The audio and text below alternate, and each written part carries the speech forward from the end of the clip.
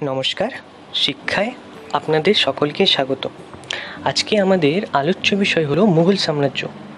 এই মুঘল সাম্রাজ্য prelims as well as mains points of view থেকে দেখতে গেলে খুবই ইম্পর্ট্যান্ট একটা টপিক।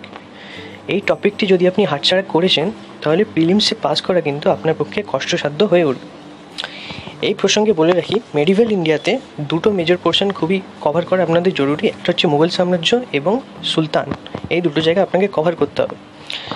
যদি আমাদের এই ভিডিওর এক্সপ্লেনেশনে কিছু ভুল থাকে অথবা আমাদের এমসিকিউর অ্যান্সারে যদি কিছু ভুল থাকে, কাইন্ডলি সেটা আপনারা একদিনের মধ্যে এসে দেখে দেবেন। আমাদের কমেন্ট সেকশানে সেটাকে পিন করে দেওয়া হবে অথবা ডেসক্রিপশানে সেটাকে দিয়ে দেওয়া হবে।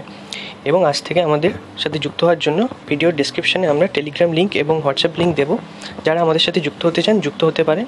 এবং যদি আমাদের এফোর্টস ভালো হয়ে থাকে প্রিভিয়াস ভিডিওগুলো দেখতে পারেন। যদি আমাদের ভিডিও ভালো হয়ে থাকে অবশ্যই আপনারা লাইক, শেয়ার এবং সাবস্ক্রাইব করবেন।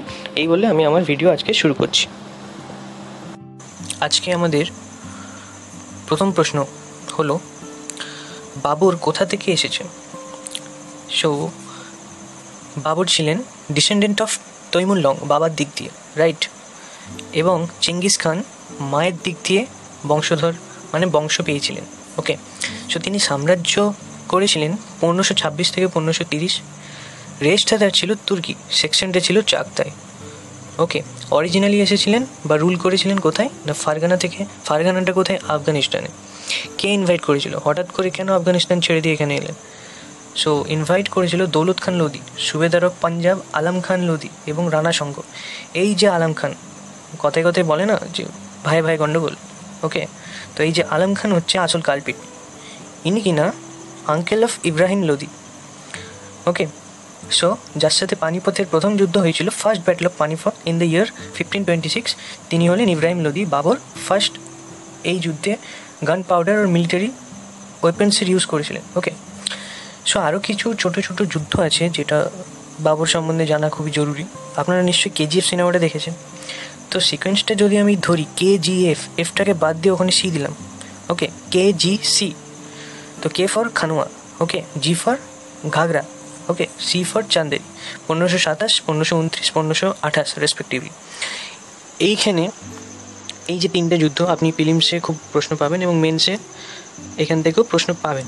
সো এই তিনটা যুদ্ধে কার সাথে কী যুদ্ধ হয়েছিল এবং কী নিয়ে হয়েছিল, ওকে, এই যে যুদ্ধ বা সাল বলুন, এগুলো কিন্তু হিস্ট্রিতে খুবই ইম্পর্ট্যান্ট, এগুলো আপনাকে জানতে হবে। নেক্সট প্রশ্ন, consider the following statements: introduction of gunpowder in the subcontinent, introduction of arch and dome, establishment of Timurid dynasty. Okay, so বুঝতেই পারছেন এখানে অ্যান্সারটা হয়ে যাবে দুয়ের দাগের অপশন ডি। ওকে, সো এখানে বলে রাখা জরুরি, এই যে আছে ইন্ট্রোডাকশন অফ আর্চ অ্যান্ড ডোম। ওকে, লুসেন্টের একটা বই আছে এবং দিশা পাবলিকেশনের একটা বই আছে। সো লুসেন্টের বইয়ের একটা এমসিকিউতে আপনি দেখতে পাবেন মুঘলরা প্রথম কী নিয়ে এসেছিলো ইন্ট্রোডাকশনে, আর্চ আছে। ওকে, এবং দিশার যে বইটা আছে সেখানে অ্যান্সারটা দেওয়া হয়েছে আর্চের বদলে পিলার, এবং সব জায়গায় পিলারটাই নেওয়া হয়েছে। সো যদি আপনাদের কাছে ওই দুটো বই থাকে আপনারা মিলিয়ে নিতে পারেন। এবং এই কোশ্চেনের উত্তরটা আমরা আর্চ আর পিলারের মধ্যে পিলারটাকেই দেবো, যদিও অ্যাকচুয়ালি ইন্ট্রোডাকশন অফ আর্চ মুঘলই করেছিল। এবার আসি এই প্রশ্নে, 2 নম্বর প্রশ্ন, consider the following statements. Okay, so establishment of Timurid dynasty আগেই বলেছি, introduction of arch and dome, consider the following statements, introduction of gunpowder. এখানে অপশন 1 কারেক্ট। ওকে, অপশন 1 এখানে কারেক্ট নয়, এখানে কারেক্ট হয়ে যাবে অপশন 3। ওকে, অপশন 3। এবার বলে রাখি যে বাবর অনেক মসজিদ নির্মাণ করেছিলেন, ঠিক আছে। আর্কিটেকচার যে এখানে বলেছে, এই যে আর্কিটেকচার, ওকে, বাবর, হুমায়ুন বা ধরুন এই যারা যারা রয়েছেন তারা অনেক মানে কি অনেক আর্কিটেকচারের ইন্ট্রোডাকশন করেছিলেন। যেমন কাবুলিগড়, পানিপথের ওখানে মসজিদ আছে যেটা বাবর বানিয়েছিলেন।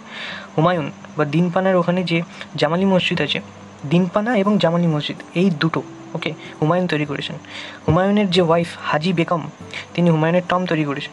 ওকে, হুমায়ুন আবার ঈসা খানের একটা মসজিদ তৈরি করেছেন দিল্লিতে। ওকে, ছোটোবেলায় একটা অ্যাড দিত না, ওই বাবর কা বেটা হুমায়ুন, হুমায়ুন কা বেটা আকবর, লাক্স সিনেমার লাক্সের একটা অ্যাড দিত, মনে আছে আপনাদের? সো সেইভাবে আপনারা সিকোয়েন্সটা বাবর, হুমায়ুন, আকবর এইভাবে মনে রাখতে পারেন। সো এখানে তাহলে অ্যান্সারটা আমাদের হয়ে যাবে 2 দাগ ডি। অপশন 1 দেওয়া আছে, অপশন এ হবে না। নেক্সট প্রশ্ন, what was the occasion in রানাকুম্ভস construction of the tower of victory in at চিত্তোর? Okay, tower of victory actually dedicated করা হয়েছে কাকে না, ডেডিকেটেড করা হয়েছে বিষ্ণুকে। বিষ্ণুকে ডেডিকেটেড করা হয়েছে। কোথায় আছে এটা? আছে চিত্তরগড়, রাজস্থানে। Okay, constructed by Mewar king Rana Kumbha in 1448 সাল, তখন এটা কমপ্লিট হয়েছিল, ঠিক আছে, to commemorate his victory over the combined armies of Malwa and Gujarat led by Mahmud Khalji. Okay, so এই বিজয়টাকে মনে রাখার জন্যই, এই বিজয়টাকে মনে রাখার জন্যই তিনি টাওয়ার অফ ভিক্টরি বা বিজয়স্তম্ভ কনস্ট্রাক্ট করেছিলেন। নেক্সট প্রশ্ন,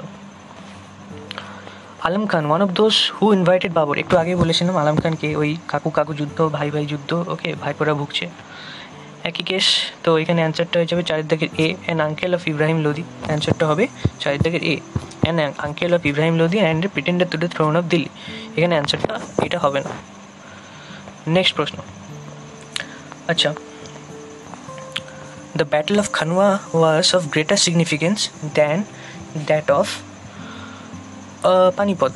ওকে, Panipat 2 is destroyed the Afghan resistance to Mughal rule. এখানের অ্যান্সারটা আপনার হয়ে যাবে অপশন সি, 1 নম্বরটা ঠিক কিন্তু 2 নম্বরটা ঠিক নয়। ওকে, 2 নম্বর ঠিক নয়, 1 নম্বরটা ঠিক। নেক্সট প্রশ্ন, Babur led the foundation of Mughal empire in 1526 by defeating. আচ্ছা, আমাদের এই প্রসঙ্গে জেনে রাখা জরুরি, লোধি ডাইনেস্টি 1451 থেকে 1526, এটাই হচ্ছে প্রথম আফগান ডাইনেস্টি। ওকে, যার ফাউন্ডার হলো বহুলুল লোধি, তারপরে আসেন সিকান্দার লোধি, তারপরে আসেন ইব্রাহিম লোধি। ওকে, এই যে লোধি ডাইনেস্টি, সো শেষের দিকের পথে সেই সময়, তারপরে আবার বাবর চলে এসেছেন সেই পাশ দিয়ে। কী করবো, Ibrahim Lodi last. So as a result, যখন তিনি রাজা হলেন, ওকে, অ্যাবসলিউট পাওয়ার নিলেন, as a result some of the nobles turned against him. At last Daulat Khan Lodi, the governor of Punjab, invited Babur to overthrow Ibrahim. Okay, he captured Gwalior and was defeated by Rana Sango at Mewar. Okay, he was defeated and killed at the hands of Babur in the first battle of Panipat in 1526. This remarked the end of the Delhi Sultanate. Okay, তো এখানে অ্যান্সারটা হবে ইব্রাহিম লোধি। ইব্রাহিম লোধি হবে এখানকার answer, এবং ইব্রাহিম লোধিকে হারানোর জন্য যিনি ইনভাইট করেছিলেন বাবরকে, তিনি হচ্ছেন Daulat Khan Lodi, the governor of Punjab. Daulat Khan Lodhi হচ্ছে এখানে মেন কালপিট। আচ্ছা, অপশন কোশ্চেন। ওকে, তো আমাদের 7 নম্বর প্রশ্ন হচ্ছে, আকবর যখন ইয়ং ছিলেন তখন তার গার্জিয়ান কে ছিলেন? এখানে অ্যান্সারটা সবাই জানেন, বৈরম খান ছিলেন। যোধা আকবর সিনেমাটা সবাই দেখেছিলেন। ওকে, আকবর জন্মেছিলেন হামিদা বানু বেগমের, উনি হচ্ছেন সন্তান। ওকে, অমরকোটে জন্মেছেন 1542 সাল। আকবর যখন 14 বছর ছিলেন তখন তিনি কালানোর বলে একটা জায়গায় আছে, সেখানে ক্রাউন হন 1556 সালে। ওকে, Akbar already had shown his caliber at the battlefield when he captured Sirhind from Sikandar Shah in AD 1555. Bairam Khan represented him in the second battle of Panipat also in 1556 against Muhammad Adil Shah Sur's Wazir Hemu. Akbar defeated Hemu and reoccupied Delhi and Agra. ওকে, বৈরম খানের সম্বন্ধে বলতে গেলে বলা যায় তিনি আকবরের যে বাবা ছিলেন হুমায়ুন, এই হুমায়ুনের সবথেকে মোস্ট ফেথফুল অফিসার ছিলেন। নেক্সট প্রশ্ন, আমাদের 8 নম্বর প্রশ্ন হলো, Akbar assumed actual control over the administration of his empire in. এটার অ্যান্সার হয়ে যাবে 1562 সাল, 1560 হবে না, রাইট। এবং বৈরাম খাঁ হলেন আকবরের যে বাবা ছিলেন আমাদের হুমায়ুন সাহেব, তার খুবই ফেথফুল অফিসার। তারপরে আকবর যখন 14 বছর বয়স ছিলেন তখন যে তিনি কালিনোরের ক্রাউন পেলেন 1556 সালে, তখন অবধি আকবরকে যে কন্ট্রোলে রাখতেন তিনি হচ্ছেন বৈরাম খান। এবং বৈরাম খানই রিপ্রেজেন্টেড করেছিলেন সেকেন্ড ব্যাটল অফ পানিপটে 1556 সালে এগেনস্ট মোহাম্মদ আদিল শাহ সুরের ওয়াজির হেমু। আকবর হেমুকে ডিফিট করেন এবং রিঅকুপাইড করেন দিল্লি এবং আগ্রা। ওকে, নেক্সট প্রশ্ন, the two great Mughal rulers autobiography. এটা আমি আগের দিনের ক্লাসে আলোচনা করেছিলাম, আগের দিনের যে ভিডিও আছে দেখতে পেয়ে যান। একটা হচ্ছে বি, ওকে, আর একটা হচ্ছে J. B for Babur, J for Jahangir, এটা কিন্তু আমি বলেছিলাম। নেক্সট প্রশ্ন, the court language of Mughals was. Court language কী ছিল আমাদের? পার্সিয়ান, সবাই তো জানো এটা। এবং যখন বেন্টিম সাহেব এলেন আমাদের, তখন এই পার্সিয়ানটাকে চেঞ্জ করে ইংলিশ করলেন। এই জায়গাটা খুব ইম্পর্টেন্ট গভর্নর জেনারেলের এলাকাটা ফিলিমসের জন্য, এবং মেন্স ফিলিমসে তো আসবে, মেন্সেও আসবে। নেক্সট প্রশ্ন who among the following Mughal rulers institute Rajput patrons? এটা তো যোধা একবার সিনেমা দেখলে বুঝে যাবেন, রাজপুত বলেছে, ঠিক আছে, সহিষ্ণুতা দেখিয়েছিলেন, তো এটার অ্যান্সার হবে আকবর। নেক্সট প্রশ্ন, who consolidated the Mughal empire and gave it a unique multi religious culture? Okay, এটা তো সবার জানা কী হবে অ্যান্সারটা, কারণ সিনেমাটা সবাই দেখে নিয়েছেন, আকবর হবে। সহিষ্ণু ছিলেন, হজের জন্য পারমিশন দিয়েছিলেন, যোধাকে বিয়ে করেছিলেন, যোধা ভাইকে, তো তাকে সহিষ্ণুটা দেখাতেই হতো, নইলে ঘরের মধ্যে সারাক্ষণ অশান্তি হতে থাকতো। নেক্সট প্রশ্ন, আকবরের যে ল্যান্ড রেভিনিউ সিস্টেম, এটা খুবই ভালো প্রশ্ন, এই হিসাবে আপনাকে অনেক ইনফরমেশান আমার একটু দেওয়ার আছে। আকবরের যে ল্যান্ড রেভিনিউ সিস্টেম ছিল, ওকে, সেটা কিসের উপর ভিত্তি করে হতো? এটার অ্যান্সার হয়ে যাবে 13 দাগের ডি অ্যান্সার হবে। ওকে, এই প্রসঙ্গে তোমাদের চারখানা রেভিনিউ অ্যাডমিনিস্ট্রেশন সিস্টেম সম্বন্ধে বলবো। ওকে, সো চারখানা রেভিনিউ অ্যাডমিনিস্ট্রেশনের মধ্যে প্রথম আমাদের পড়ছে, আচ্ছা, রেভিনিউ অ্যাডমিনিস্ট্রেশন বলতে the empire was divided into khalisa, crown land, okay, jagirs, land granted to nobles and madad e maash. Okay, এরপরে আসি যে রেভিনিউ সিস্টেমগুলো কেমন হয়, রেভিনিউ অ্যাডমিনিস্ট্রেশনের মধ্যে যে চারটে সিস্টেম বলবো সেগুলো কেমন হবে। ওকে, প্রথমে আসি 10 সালা। এই যে সিস্টেম, এখানে the average produce of different cost, I mean crops, the average produce of different crops at the average price prevailing over the last 10 years were calculated. Okay, 1/3 of the average produce was the state share. Okay, এটা হচ্ছে মোদ্দা কথা। For the measurement of the land, bigha was adopted as the standard unit. এটা গেল 10 সাল। ওকে, জাপ্তি সিস্টেমের পর, zabti system based হয়েছিল measurement and assessment of the ল্যান্ডের উপর ভিত্তি করে। ওকে, সো জাপ্তি সিস্টেমের মধ্যে মেথডস অফ রেভিনিউ কালেকশন বলতে আছে কী কী না, রাই আছে, RAI, yield per unit area. Okay, আরেকটা আছে kankut, KANKUT, based on estimate. আরেকটা আছে zabti, based on yields of crops. Okay, so এই জাপ্তিটা মেথডস অফ রেভিনিউ কালেকশনের মধ্যে পড়ছে, মানে রাই, কনকুট এবং জাপ্তি। ওকে, জাপ্তির মধ্যে এই তিনটা পড়ছে না। নেক্সট আমাদের জাগিরদারি সিস্টেম। এই সিস্টেমে প্রত্যেকটা jagirdar was assigned land in proportion to his salary, in lieu of salary. Okay, ijara system, the government began contracting the land with the middle man, also known as revenue farmers, who are supposed to pay fixed amount to the government, however were left free to collect whatever they could from the farmers, leading to their exploitation. Okay, next প্রশ্ন আমাদের, আকবর found দিন-ই-ইলাহি। সবাই তো জানো এটা, দিন-ই-ইলাহি কবে প্রতিষ্ঠা হয়েছে?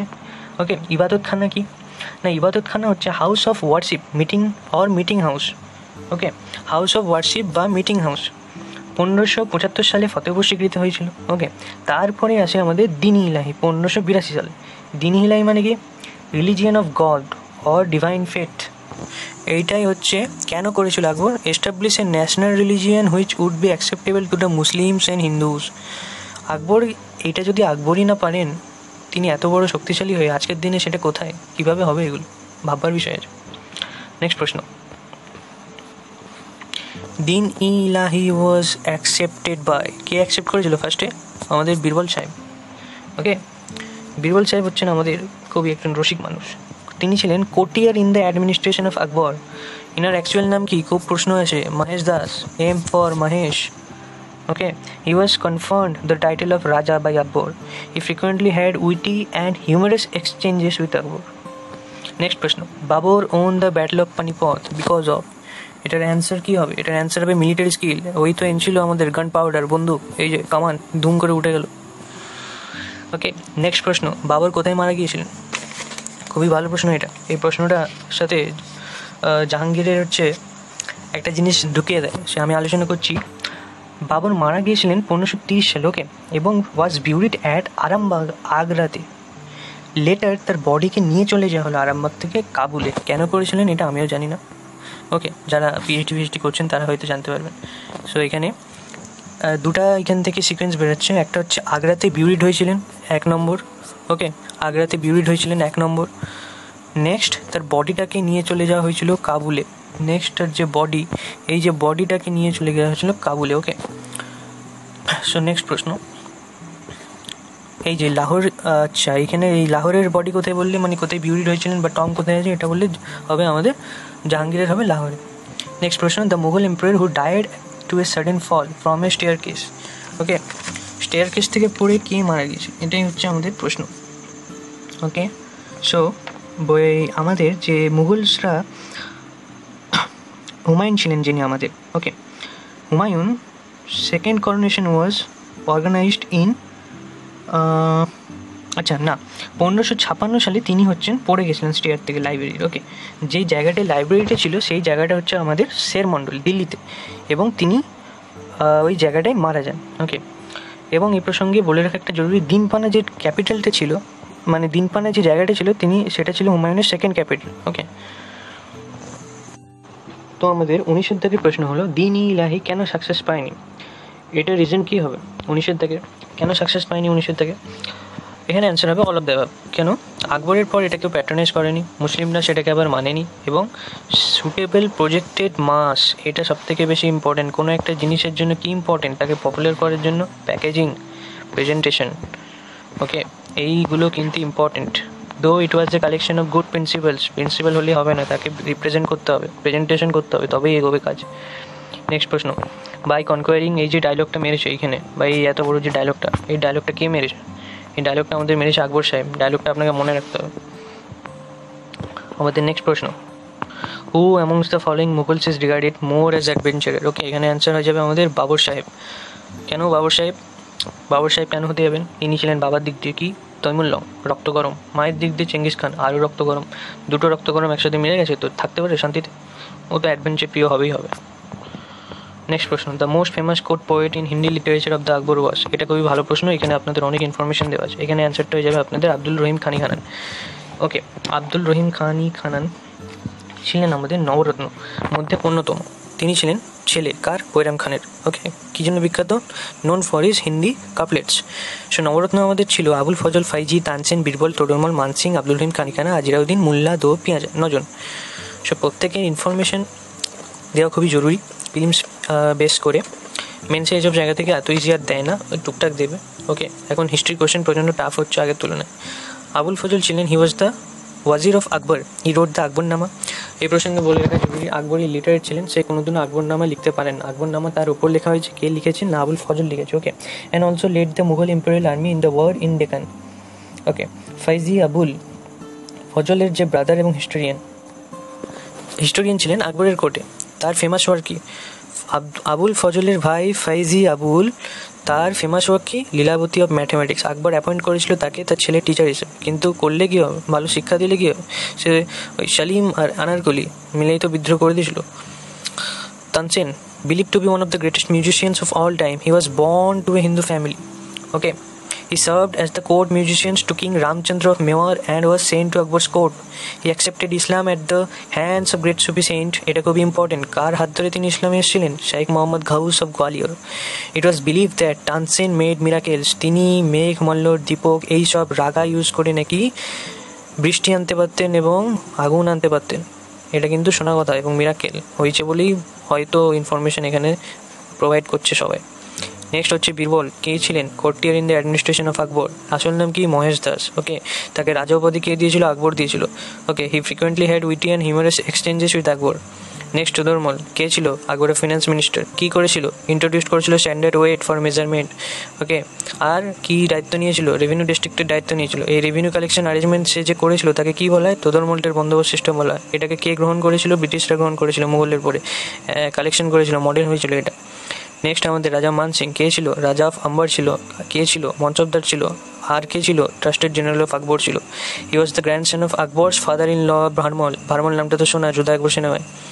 আর কে ছিল? Adopted son of Raja Bhagwan Das, মানে he was the grandson of Akbar's father in law Bharmal and the adopted son of Raja Bhagwan Das.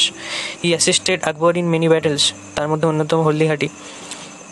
Next রহিম খানি খানা, বললাম তো আপনাকে বৈরাম খানের ছেলে, হিন্দি কাপলেট সম্বন্ধে জানে। ফকির আজিরাউদ্দিন, তিনি আকবরের চিফ অ্যাডভাইজারের মধ্যে অন্যতম। সুফি মিস্টিক, মুল্লা দো পেয়াজা একই মতন চিফ অ্যাডভাইজারের অন্যতম।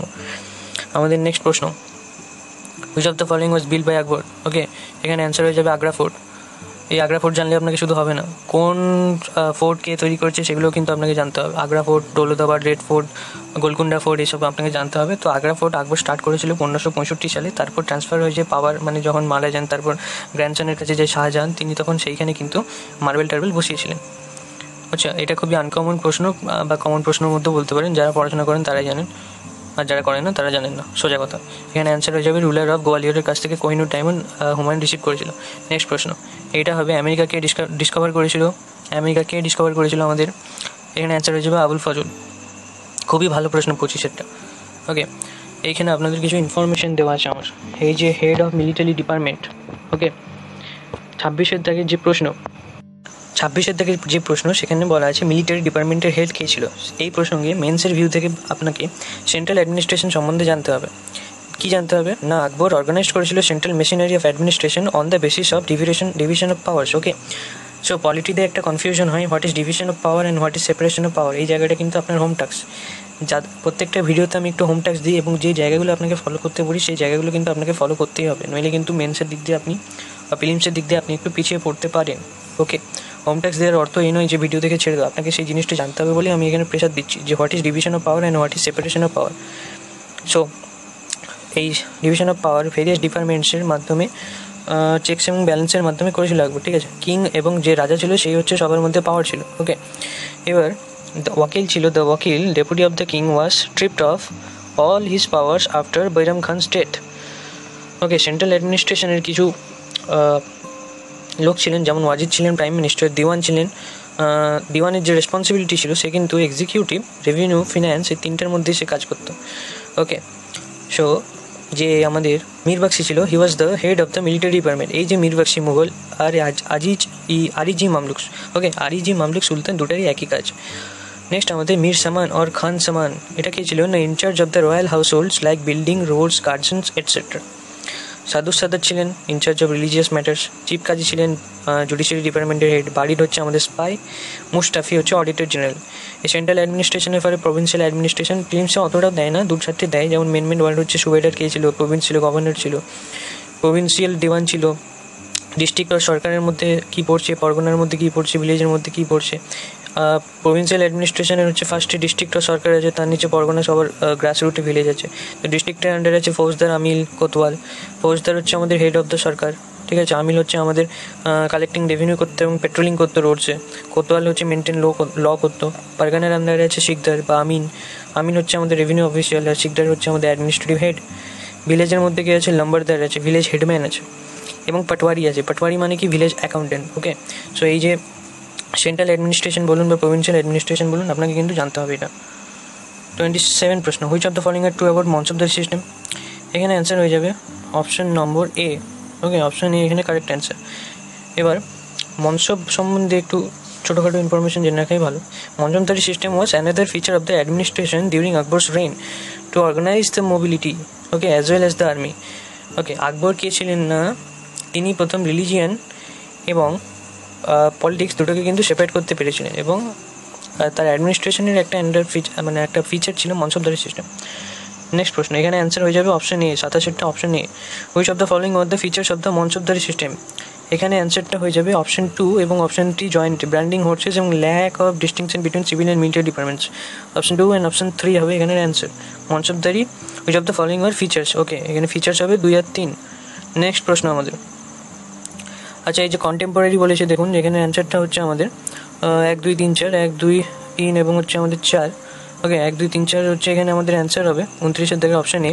সো আপনাদের এখানে করণীয় কি না, এই যে যেগুলো হচ্ছে বললাম অ্যান্সারের মধ্যে, ওকে, তো তারা কোন থেকে কোন পিরিয়ডে ছিল এবং সেই পিরিয়ডের মধ্যে কোন থেকে কোন রাজা ছিল, এই জায়গাটা আপনাকে মনে রাখতে হবে। এই জায়গাটা মনে রাখলে কোন হিস্টোরি অ্যান্ড কার সময় কন্টেম্পোরারি সেটা কিন্তু আপনি অনায়াসে বুঝে যাবেন।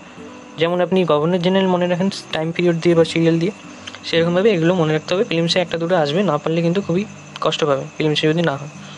নেক্সট প্রশ্ন, which of the following were the factors that contributed to Humayun's defeat against Sher Shah. এখানে অ্যান্সার হবে, হ্যাঁ, হুমায়ুনের তো সাহস কম ছিল শেরশাহ থেকে, হস্টিলিটি ছিল, ভাইদের কাছ থেকে হস্টিলিটি পেয়েছিল। ওকে, এবং হুমায়ুনের কাছে ফিনান্সিয়াল রিসোর্সেস এরকম ছিল না। সো এখানে অ্যান্সারটা হয়ে যাবে অপশান এ। ওকে, এখানে battle of Haldighati, battle of Bilgram, second battle of Panipat, এগুলো হচ্ছে কার সময় কী হয়েছিল না, ব্যাটেল অফ হলদিঘাটির সময় হয়েছিল যখন আকবর ছিল। ওকে, বিলগ্রাম হয়েছিল হুমায়ুন। সেকেন্ড ব্যাটেল হয়েছিল আমাদের সেকেন্ড ব্যাটেল অফ পানিপথ হয়েছিল আমাদের আকবরের মধ্যে হয়েছিল, মানে হ্যাঁ অপশন টু এর মধ্যে হয়েছিল, এবং ব্যাটেল অফ খানুয়া হয়েছিল আমাদের বাবরের মধ্যে। ওকে, নেক্সট প্রশ্ন, তো এখানে অ্যান্সারটা কী হবে আমাদের? এখানে অ্যান্সার হবে 2 3 2 1। ওকে, এখানে অ্যান্সার হবে আমাদের 2 3 2 1। ওকে, ইবাদতখানা কেন করেছিল? কত সাল? কী সংবাদ? ইবাদতখানা জিনিসটা কি? House of worship or meeting house. Ibadat Khana কত সালে করেছে? 1575। কোথায় করেছে? ফতেপুর সিক্রি। কে করেছে? আকবর করেছে। তার কত বছর পর দিন ইলাই করেছে? 7 বছর পর করেছে। দিন ইলাই কি রিলিজিয়ন অফ গড বা ডিভাইন ফেথ? দিন ইলাই প্রথম কে নিয়েছিল? আমাদের মহেশ দাসবাবু নিয়েছিল। এখান থেকে এগুলোই জানতে হবে। এছাড়া জানতে হবে আপনাদের এই যে অপশানে দেখতে পাচ্ছেন আগ্রা ফোর্ট কে করেছিল? একটু আগে বলেছি আকবর। শাহজাহান এর মধ্যে একটা রিলেশন আছে, সেই রিলেশনটা শুনলে মনে থাকবে আপনার। এই যে রেড ফোর্ট কে করেছিল? ওকে, এই রেড ফোর্ট কে করেছিল? এইগুলো কিন্তু অপশান, আপনাকে একটু ইনফরমেশন আপনাকে নিজে ঘরে বসে বার করতে হবে। ওকে, আমাদের next question, the word monsoon means. Monsoon মানে কি? একটা rank. Okay, which of the following are true with regard to Akbar? ফার্স্টের অপশানটা ঠিক। জাজিয়া করেছিল অ্যাবলিশ 64, পিলগ্রিম করেছিল 63। এটাও ঠিক, the rejected Ibadatkhana. Okay, so এখানে অ্যান্সার হবে 1 এবং 2। হিজ দিন ইলাই ওয়াজ এ কোড অফ সোশ্যাল কন্ডাক্ট, এটা হবে না। গড দ্য খুতবা, এটা হবে না। এখানে অ্যান্সার হবে option A. Sorry, 35। Which of the following buildings is not situated at Fatehpur Sikri? 35-এ আমার অ্যান্সারটা যেটা হবে, 35-এর অ্যান্সার হবে মতি মসজিদ। কোথায় আছে এটা? আগ্রায় এবং উত্তরপ্রদেশেই রয়েছে। কে করেছিল? শাহজাহান করেছিল। Okay, which of the following was steps taken by Sher Shah to promote trade and commerce?